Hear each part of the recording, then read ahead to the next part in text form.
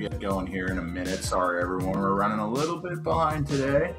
A very good reason, though. All right, so I see we're live. Excellent. Josh, can you hear me? Yep, I hear you. How about me? Awesome. Fantastic. Well, I think we're ready to go here. Show's going to be a little bit different today, everyone who's listening. But I think it's still going to be fun. We're going to switch over here to the main stage. Turn the music off. Yeah, the music is quite controversial, Josh. I don't know if you knew that. It's very smooth. How's it controversial? How come? Because sometimes it has obscenities in it. And people don't like that. Interesting. Good morning. Well, good morning, everyone. Thanks again for joining us on another edition of Friday Coffee. You'll notice something strange is going on, which is that my co-host Nick Burton isn't actually here today. But that's okay. I think Josh and I will have lots of good topics to cover, so make no worries. And Josh, you want to introduce yourself? Yeah, thanks, Brian. My name is Josh Ledford. I've been a technologist most of my career, family man, all around good guy, right? So, so yeah, I'm happy to be here, Brian, and thanks for your time. And sorry to hear about Nick. Hope he feels better. Well, things come up, and you got to roll with the punches, right? And that's true of all aspects of life, really. So I would say you're an EUC influencer. Is that a fair assessment? I mean, not intentionally, but I think the last 27 years of my career, I've gotten to know a lot of folks in the very close knit area of EUC and everything that comes with that, and not intentionally to be an influencer, but I think over time you develop a network and you start you're seeing people at shows over and over and over again, and eventually start having these one-on-ones you never have intention for, and you start realizing your words carry weight. Finally, before you were a guppy feeding at the pieces folks were dropping, and now you realize one day, hey, like they're doing some stuff I suggested, and then you realize, hey, like maybe there's something to that, right? Yeah. Do you think that everyone kind of goes through that kind of transition in their life where they feel like they have something to add to the conversation? When does that happen? I would say once I don't know, maybe it doesn't happen to everyone, but I think one day you realize, hey, I should treat my words like they'll cost me money, right? And your words do carry weight. I think maybe that's the tipping point, right? Treating your words like they cost you money. So that's an important a little bit more considerate with what you put out there into the world. Is that fair? Yeah, my parents used to tell me, even though you can't see anyone watching you, there's someone watching you, right? And there's always someone recording, always someone looking at your reactions. So I think maybe that's the tipping point, right? Realizing you do affect your environment. I have a saying that I've been using, which is that someone is defined by how they conduct themselves when nobody is watching. Well, there's nothing for you to win or lose, right? How are you gonna treat everybody? Yeah, I agree. So I mean, I would say we probably have a more of a technical audience, and thank you and those that have joined us. Is there any technology topics that you would like to cover specifically? What's on your radar? Yeah. And don't just say like AI. AI. I like AI. Do you want this soup? Yeah, that's so I would say on my radar right now, I am watching this situation, and I by no means am an industry analyst, but I get all these feeds. I'm watching the RAM prices right now. Like, if you've noticed this in the industry. Okay, yeah. So I have I've heard about this just a little bit. And there's obviously always the old standard meme of just go ahead and download more RAM. But you're telling me we can't do that? So there's, and I won't be political about it. I won't be point of view about it. It is just interesting, right? The fluctuations in this area, it's such a little microcosm of why the RAM prices fluctuate the way they do, why the GPU prices fluctuate the way they do. Mm, This demand of entire cities of GPUs and certain data centers, and the pivoting to DDR5 RAM instead of graphics based RAM for AI workloads. It's quite interesting, the push and pull we're seeing. I can't tell you why that is, but I find it interesting that in the time of like needs or holiday seasons, these things tend to get jacked up, right, for whatever reason. So well, it's I hard to actually, say. Yeah, yeah, it's probably not whatever reason. It's just that it creates a it's natural surge in interesting. demand. Yeah, yeah. So that's something I'm following right now, and also I would say the again we'll bring up AI again, but the amount of AI in what our children are using is very interesting to me. So we have a big ask this holiday season of some of these little AI pets and things that roll around the floor. And I would really like to see some more digging into what kind of data is leaving our house and things like that, because we've been on this journey before. So this has been a long time thing with our family. We're definitely very technology centric, and we've had the Cosmos and the iBos and all these little devices. Um, and I'm not sure if you're aware about Cosmo, years ago formed by Anki in San Francisco, Okay. and they had lots of funding by the Department of Defense, right? And folks didn't realize the whole environment, that played in. So it makes you wonder. We have these new things like Luma and Luna, and what's the newest one, Fimo, and they're all Chat GPT powered, right? So it makes you wonder what is going in and out, and I think it comes back to a bigger question: is how are we governing?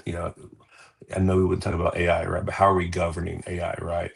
How we don't really know much about what's going in or out from a consumer point of view.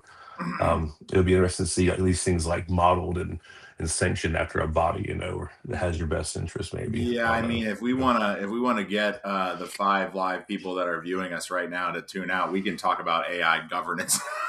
Yeah, We'll choose not to, but it's actually kind of interesting how society in large has started dealing with this. I'm on an advisory board, right? And on that advisory board, there's people across the spectrum of companies. One of them actually is from Disney. And we were talking mm, about the college is creating a program around AI, and I won't say AI much more after this, but um, they're creating a course around it, and they'll be one of the first colleges to offer a course of this nature, which is going to be groundbreaking. But to the governance point, is Disney had created its own AI internally oh so yeah, that I'm they could sure. Yeah. control what goes in and what comes out of it, which is Mm, a really interesting concept. And what I think I'm kind of starting to see is like businesses data will become animated in the way that you can interact with it now as if you would talk to someone, like the database of Disney will become like someone that knows you, that someone that knows mm. your buying habits, someone that knows more about you than maybe even like some of your family members know. Like you will have a new and interesting relationship with Disney.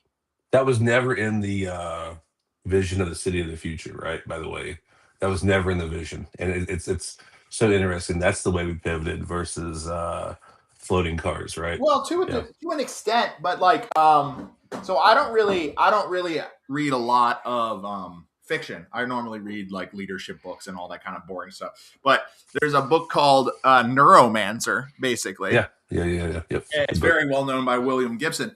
And the concept is basically like AI has limitations imposed upon it, and the only way to get the limitations off are to convince a human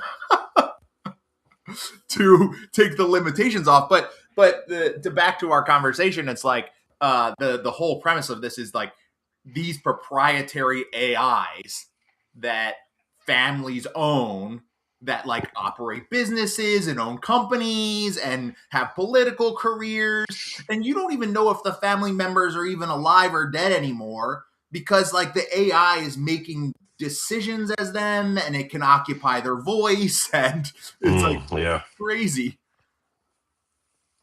it's definitely a different vision than I had, but it's interesting how we got to this point, and I think it's really up for us as a society though to either accept it or push back. Right? I think we've seen a lot of pushback in some good ways recently, and I think we should not just sit there and just accept some of these things as they get pushed down. But again, it's I think it's up for us to form how we want to see our society, and that goes the way it goes. But as far as other technologies go, on the lookout for, I would say seeing a lot of and also participating in a lot of just like whys, right? And more specifically around in my industry in particular, when we take workloads into the cloud or on-prem, right, we like to really ask the question why we're doing these things a lot of times, right? Can I ask a I think, question about that? Because I mean that yeah, I'm in cybersecurity now, but the reason why we know each other is that we were both together in EUC. You're still in EUC, and like this was you always a graduated. popular topic of discussion in EUC.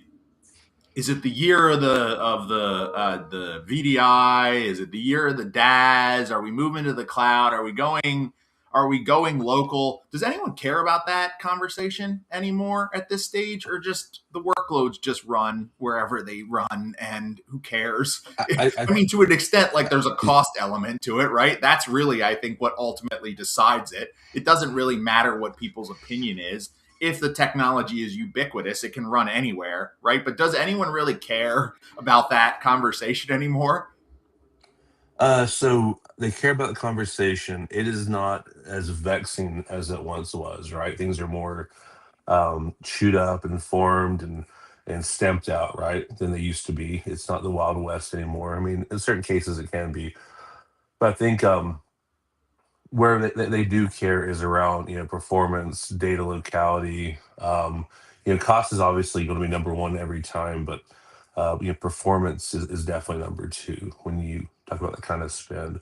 So Cost yeah, of performance. that is a big conversation, but it's not like you have to put together your car all by yourself now. It definitely comes formed mostly for you to use out of the box.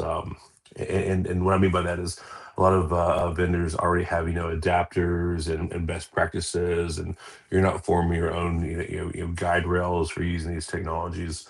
But I would say customers who are looking at those things, you just want to take a step back and say, hey, is this cloud acceptable? Does it make sense? I mean, um, I think that question, right? You shouldn't lead with that. You should lead with performance and cost first, and then make your decision. Before it was, you need to do the cloud because we're just doing this, right? Kind of like the blockchain thing, kind of like the solid state drive thing, right? Kind of like a little bit AI thing, right? So I think folks will see not as a cloud first initiative, but as cloud appropriate, right? Do things make sense? Can I get a server quicker here versus the data center? Will it be as performant? Will the cost be in place? I think folks are now more mature. This is the whole group is, can I make these decisions and not just go on a trend, right? Because we all see this, right? I mean, it's something no amazing revelation I'm sharing with you. We all hop on this bandwagon, and we do it because it's kind of the thing to do, and it keeps you competitive in the workspace, right? But I think eventually you come out of that adolescence, right, and you realize, hey, like I need to be able to show the business what's appropriate and responsible, right? And I think we're at that point. So what else? Do you know? Do you realize we already blew through quite a Oh, bit of so this? so for the folks that know me, I will talk your head off past the wall. So if there's any conversation you want to keep up, let me know. But I'm always happy to pop back on, and wake up everyone on Friday. No, I mean we still have roadway, don't we? Or we still have like another 30 minutes? No. Oh yeah, I'm here. I'm here for it. Yeah, we have another 12 minutes. With my Lost Boys mug ready to go.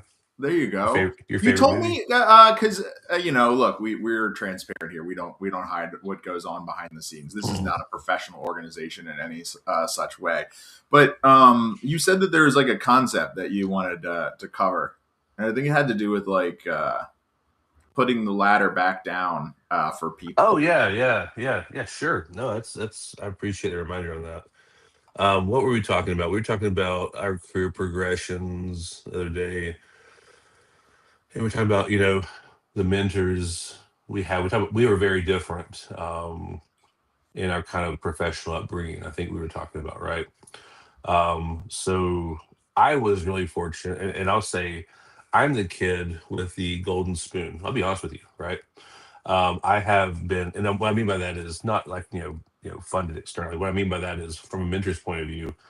Um, I've had a lot of great mentors in my career, right? I didn't do this on my own, and so But why do you between have to be every vague about it? Who?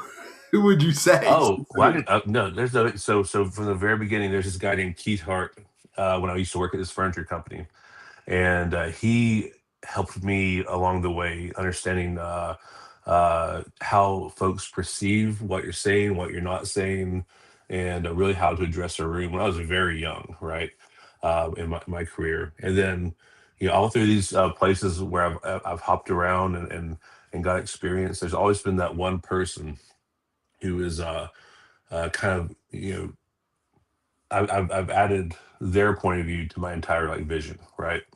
And so there was this fella when I used to work at the bank. He looking back on it, he was probably the most influential person in my entire career. But when I worked there, I could not stand to see him, right? And I started realizing, right, that he was helping me improve the part no one else had paid attention to, right? Kind of hardened up a little bit, kind of understood, things are not, live or die by the day. Wait, So, hold on a second. uh, I'm trying to yeah. understand here. Are you telling me that you should go find a mentor in someone that you don't that you don't want to be around, that you don't like? I think, well, I mean, those are strong. I think you should be aware of the spots you're not hitting, right?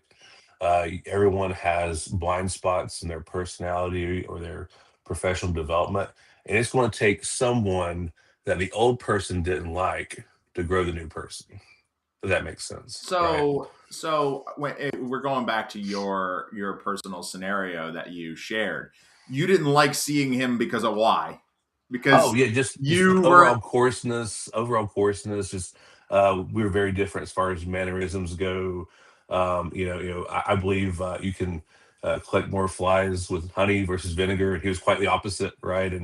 And it was, but you start learning, you know, not only is your way successful, right, but there's also other ways to do things, and you can see those examples and augment them on your own, right?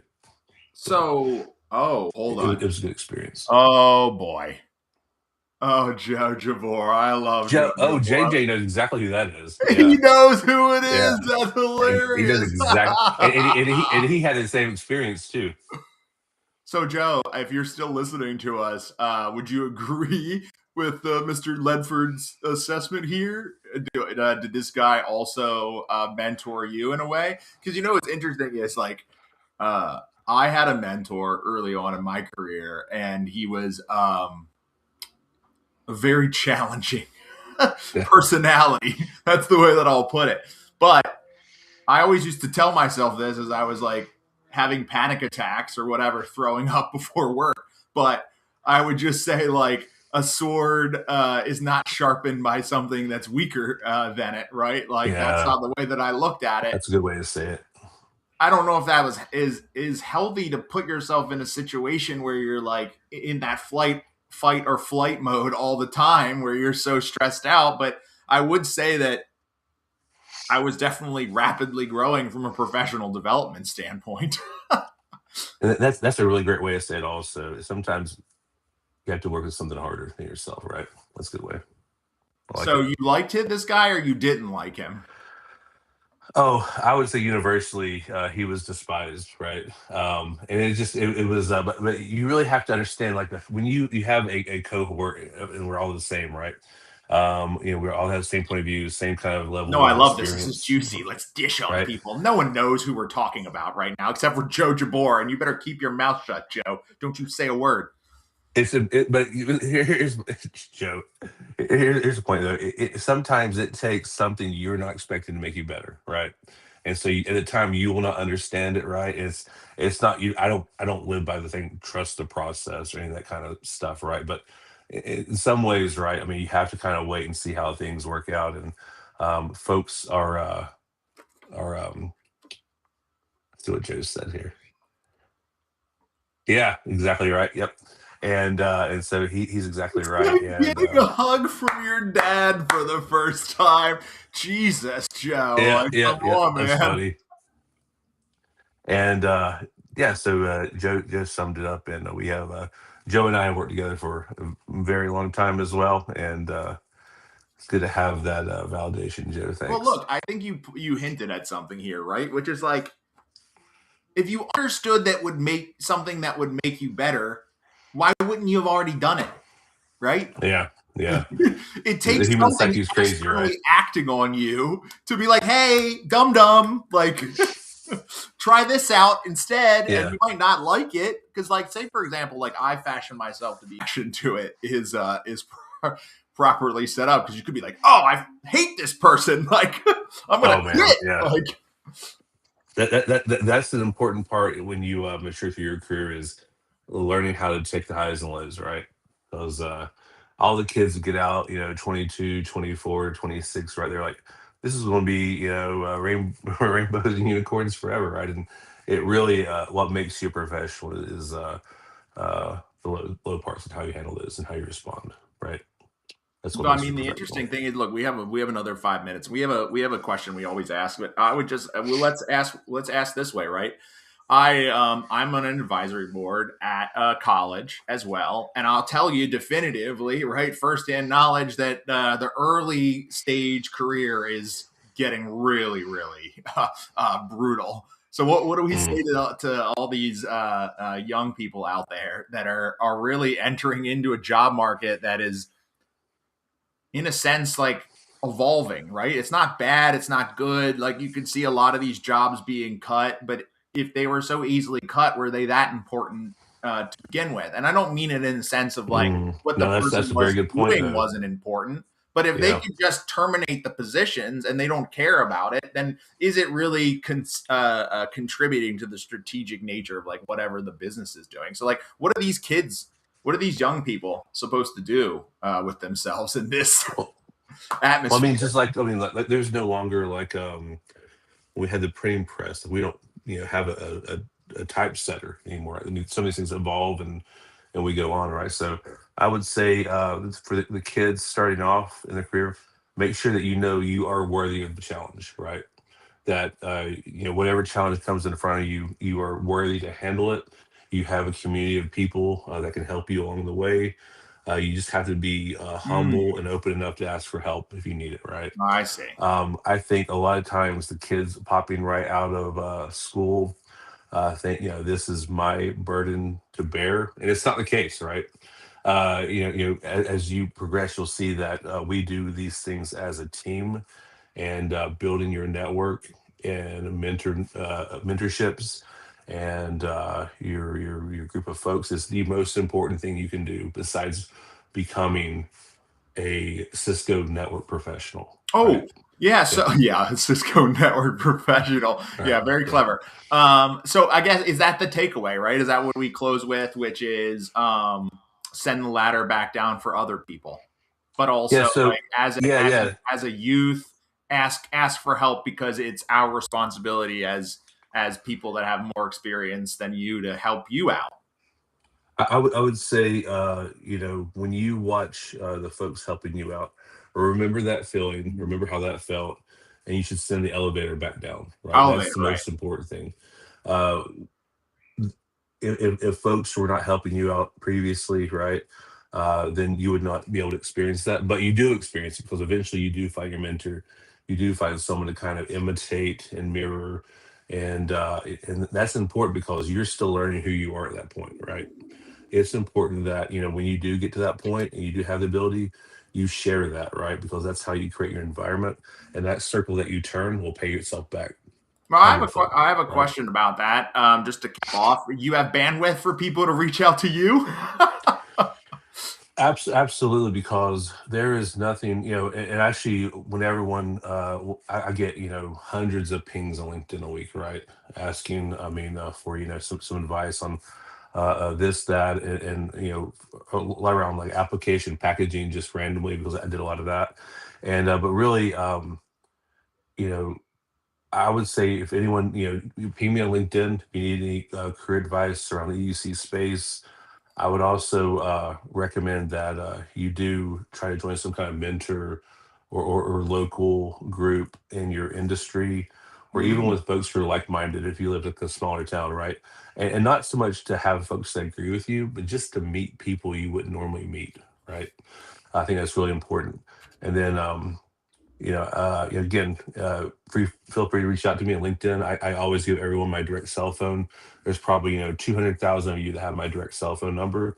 And I think that's really important, right? Because nothing is more personal than just reaching out and just calling somebody. I can ignore the LinkedIn messages, but when you call my phone, I want to see it. You're going to get my voicemail, and Call then Josh. That's what yeah, that's what the takeaway is with the last minute that and, we and, got and is actually, call. and actually, I tell my customers that they all have my direct cell phone, not my Google voice number, Right. because that's a real investment, and it cuts through a lot of red tape. I don't want to go back and forth in IM or text, or I'd rather get to know you personally. And really, I still think maybe it's old school, but getting on the phone and talking to someone, whether it's FaceTime or on the phone, it's real time, and I think there's a place for asynchronous communication, but it's faster, right? So when you trust someone, you'll speed that conversation up. And like I told some customers last week, nothing is going to speed this project up better than just trusting each other, right? Oh, And it's so in it's closing, the fun part of that. I think you said you had an organization that you're getting involved with, so I'd like you to plug that really quickly. And then the last question is like, who do I have on next? If you had to give me one person, is it Joe Jabor? I know Joe Oh, Jabor's pretty well yeah. known name in the space too, right?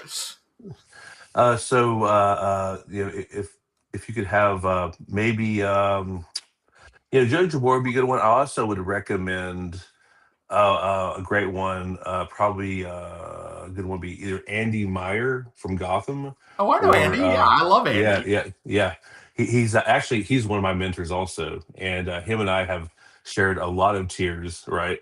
And over some things, and he actually Andy Meyer has given me some feedback that I didn't want to hear that actually grew me as well. So, When I first met but he's a sweetheart though. I was So going to actually say when yeah. I first met Andy, I thought he was a very like gruff and serious person, Oh no, and no, no, yeah. it took a long time, years to understand. He's just he's just a nice guy. Like he He's a wants to great do guy. business. Like Yeah. I'll take that suggestion. I'll reach out to him if you have a chance. Ping him and tell him I'm looking for him too. But what was the No. org that you would that you'd plug? And then we got to wrap this up.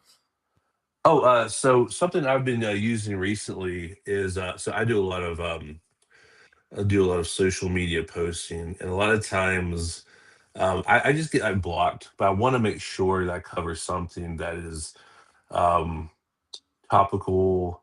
I may not be an SME for it, but I've been using this product called Latitude Uh for my posts, and you may notice that they've been more like fleshed out than they have recently. A lot of times I'll forget to do things like hashtags and things like that at the bottom, or I'll have some like massive like I'll miss my Oxford comma, right, and everyone will gasp, right, and or I'll triple space something by accident. I'm on my phone all the time and do it mostly from there. And also a lot of times maybe I'll forget how to end it and leave things. It really helps me be more mindful and takes and put some automation in place to actually do things in the same format every time. Just because you get better reception that way. You're getting again the hashtag linkage in place. You're getting the keyword linkage in place. Stuff that would take a normal person, you had to hop on a computer instead of your cell phone, Yeah. to do. It takes a lot of the extra administrative work off of me when I just want to. And also, there's a really great feature to kind of expand. And if you hear when I talk, I'm very simple, not very flourished, very stoic in conversation. Maybe I want to add a little more energy than I typically type out. You could actually Mhm. make some modifications. I really recommend some folks check that out. Back. I've been using it for about a week, about 4 weeks now, and I really see a benefit of the amount of time I stay off of LinkedIn because of it. So Just something to push you outside of your comfort zone, right? no, I think it's really good. The one thing I would say is you really have to pay attention to how the prompts are set up, and Yes. just like you would any time. And if it doesn't quite sound like you, it's really easy to make adjustments. Right? It's very Yeah. flexible, and the amount of traffic I have driven. And it's not really about traffic; it's more about engagement and folks commenting. But I've seen a uptick about 33% on those kind of posts, simply because I forget to put the hashtags in, right, and it doesn't get the same reach. So lots of benefit there. Well, Josh, you're an excellent guest. Thank you for joining me. Like I told Thank you, you, 30 minutes fly by before you can you imagine it? And I'm going to reach out to Andy. Hopefully, I'll get him on the show. I think he'd be an excellent guest. So thank you for that. dude. He's a star, man. I'll hook you up. Thank you for that suggestion. And the last thing that I'd say is thank you to the audience. Thanks for tuning in and watching us. I appreciate the people that show up and the comment and participate. It really gives me fuel to keep this going. So, any last words, Josh? No, thanks again, and look forward to hopping on again sometime. And Brian, you're always awesome, and thank you again for your friendship and reaching out. I appreciate it. Of course. Always my pleasure. Josh, have a good one. Everyone have a nice weekend. Bye for now.